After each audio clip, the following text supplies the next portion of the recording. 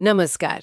आज हम एक ऐसे सवाल पर बात कर रहे हैं जो शायद हम सबके मन में कभी न कभी आता है।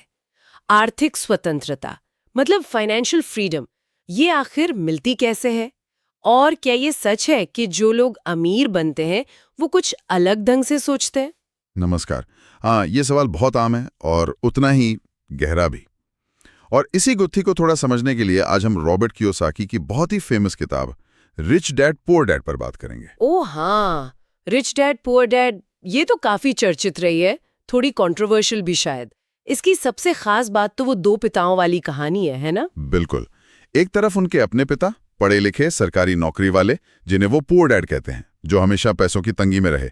और दूसरी तरफ उनके दोस्त के पिता, कम पढ़े लिखे पर बिजनेस और इन्वेस्टमेंट से अमीर बने, जिन्हें वो रिच डैड कहते हैं। हाँ, और दोनों की सोच में जमीन आसमान का फर्क था, जैसा किताब बताती है। एक कहते थे खूब पढ़ो ताकि अच्छी नौकरी मिले, कहती है वो ये कि अमीर लोग पैसे के लिए काम नहीं करते बल्कि पैसा उनके लिए काम करता है। सुनने में तो बहुत अच्छा लगता है, पर इसका असल मतलब क्या है, मतलब प्रैक्टिकली? इसका मतलब सिर्फ पैसा बचाना या थोड़ा बहुत इन्वेस्ट करना नहीं है, ये उससे आगे की बात है।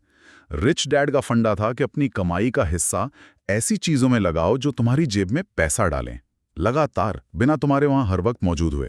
अच्छा, जैसे मतलब सिर्फ स्टॉक्स नहीं? नहीं, सिर्फ स्टॉक्स नहीं, हो सकता है कोई बिजनेस खड़ा करना जो अपने आप चले, या कोई प्रॉपर्टी जिससे किराया आता रहे, या फिर इंटेलेक्चुअल प्रॉपर्टी जिससे रॉयल्टी मिले। मतलब ऐसे सिस्टम बनाना जहां पैसा वो खुद ब खुद बढ़ता रहे। और यहीं पर वो एसेट्स और लायबिलिटीज वाला कॉन्सेप्ट आता है जिस पे किताब बहुत जोर देती है। हाँ, बिल्कुल। और कियोसाकी की परिभाषा यहाँ थोड़ी थोड़ी अलग है पारंपरिक अकाउंटिंग से। वो बहुत सीधा कहते हैं, एसेट वो है जो आपकी जेब में पैसा डाले, लायबिलिटी वो है जो आपकी जेब से पैसा निकाले। बस इतना सिंपल। हाँ। उनके हिसाब से बस इतना ही।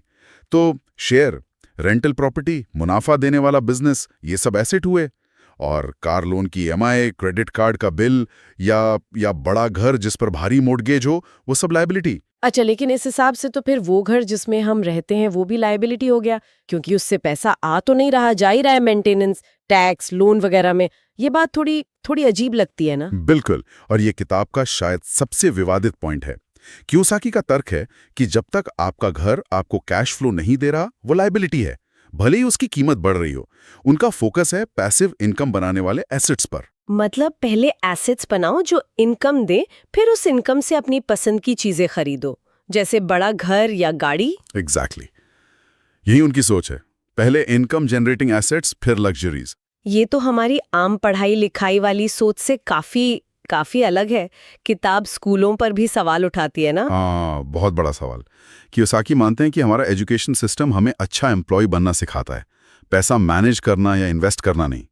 ये जो फाइनेंशियल लिटरेसी है, मतलब पैसा कैसे काम करता है, इन्वेस्टमेंट क्या है, टैक्स कैसे काम करते हैं, ये सब हमें खुद सीखना पड़ता है। ये बात तो सही लगती है। स्कूल में ये सब कहाँ सिखाते हैं? हाँ, रिच डैड ने उन्हें यही प्रैक्टिकल ज्ञान दिया था जो स्कूलों में नहीं मिलता। ये सिर्फ शब्द जानना नहीं, बल्कि पैसे के खेल के नियम समझना है। और इस खेल में, जैसा आपने कहा, हमारी भावनाएं, खासकर डर और लालच, वो कितना असर डालती है? ओह, बहुत ज्यादा। किताब कहती है कि ज्यादातर लोग पैसे से जुड़े फैसले इन्हीं दो इमोशंस के बेस पर लेते हैं। पैसा खोने का डर, तो सेफ खेलते हैं, बड़े मौके छोड़ देते हैं। और ज्यादा कमाने का लालच, तो बिना सोचे समझे रिस्क ले लेते हैं। जैसे शेयर मार्केट गिरते ही डर के मारे सब बेच देना। हाँ, या फिर कोई चीज बस बढ़ रही है, ये देखकर उसमें पैसा लगा देना, बिना पूरी रिसर्च किए। किताब कहती है कि इन इमोशनल रिएक्शन से ऊपर उठना जरूरी है। समझदारी से, मतलब कैलकुलेटेड रिस्क लेना सीखना होता है। तो अगर हम इस पूरी बातचीत को समेटें, तो रिच डैड पुअर डैड का निचोड़ क्या निकलता है? इसका सेंट्रल मैसेज क्या है? देखिए, निचोड़ यह है कि फाइनेंशियल फ्रीडम सिर्फ ज्यादा कमाने से नहीं आती। वो आती है पैसे के साथ अपना रिश्ता बदलने से, अपनी सोच को कर्मचारी वाली सोच से बदलकर निवेशक और बिजनेस ओनर वाली सोच बनाने से। मतलब पैसे को कंट्रोल करना सीखना, न कि पैसे के कंट्रोल में रहना। बिल्कुल। और इसके लिए फाइनेंशियल नॉलेज बढ़ाना, एसेट्स बनाने पर फोकस करना और अपने इमोशंस को समझना, ये सब बहुत जरूरी है। सिर्फ मेहनत करना काफी नहीं है, स्मार्ट तरीके से मेहनत करना होगा, पैसे को अपने लिए काम पर लगाना होगा। सही कहा। तो ये किताब एक तरह से हमें चैलेंज करती है कि हम पैसे को लेकर अपनी बनी बनाई धारणाओं पर सवाल करें, फाइनेंशियली स्मार्ट बने और सिर्फ कमाए नहीं, उसे बढ़ाएं भी। हाँ, ये पैसे की साइकोलॉजी और उसकी प्रैक्टिकल स्ट्रैटेजी दोनों का एक मिश्रण है। तो अब ये सब जानने के बाद सोचने वाली बात यह है कि ठीक है, बड़े बदलाव शायद मुश्किल लगे, पर असल जिंदगी में वो पहला छोटा कदम क्या हो सकता है? ऐसा कौन सा एक छोटा सा ठोस कदम हो सकता है जिससे उठाकर कोई भी इस सोच को आज से ही अपनी जिंदगी में लाना शुरू कर सके?